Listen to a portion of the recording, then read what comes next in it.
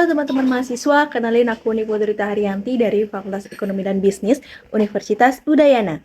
Pernah nggak sih teman-teman kepikiran kenapa belakangan ini topik Big Data itu semakin sering disebut-sebut? Apa sih itu Big Data? Oke, jadi gini teman-teman. Big Data adalah istilah untuk menggambarkan kumpulan data yang ukurannya sangat besar, bergerak cepat, dan memiliki bentuk yang beragam. Data ini bisa berasal dari tabel database, media sosial, dan juga video, hingga sensor. Adapun tiga ciri utama dari Big Data yang dikenal dengan sebutan 3V, yaitu volume, velocity, dan variety.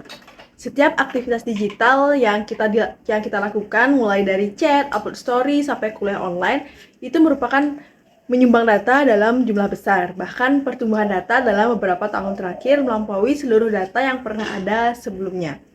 Nah, untuk mengolah data sebesar itu, maka digunakan teknologi seperti Hadoop, MapReduce, dan Apache Spark yang memungkinkan pemrosesan data secara terdistribusi.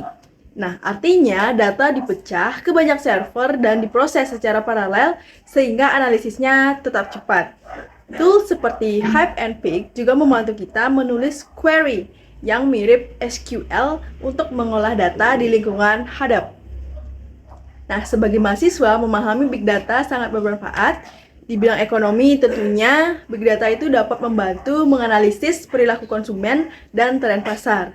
Di dunia kesehatan, data pasien dan rekam medis bisa digunakan untuk penelitian, pengembangan metode, dan juga untuk pengobatan. Bahkan teman-teman di ilmu sosial, data media sosial itu dapat memberikan gambaran mengenai opini publik dan juga pola konsumsi. Nah, karena itulah kemampuan mengolah data atau kemampuan mengolah big data ini menjadi salah satu skill yang paling dicari oleh perusahaan-perusahaan besar. Tentu ada tantangan dari pengolahan big data seperti isu privacy, keamanan data, dan juga kebutuhan perangkat yang memadai. Namun, tantangan ini justru membuka peluang bagi mahasiswa untuk berkontribusi melalui riset, proyek kampus, ataupun inovasi dalam tugas akhir. Jadi, tidak perlu menunggu jadi ahli dulu. Mulailah dari tools sederhana seperti Google Analytics atau Python dengan Pandas dan pelajari konsep dasarnya. Siapa tahu langkah kecil itu menjadi awal karirmu di dunia Big Data. Sekian video dari aku, terima kasih.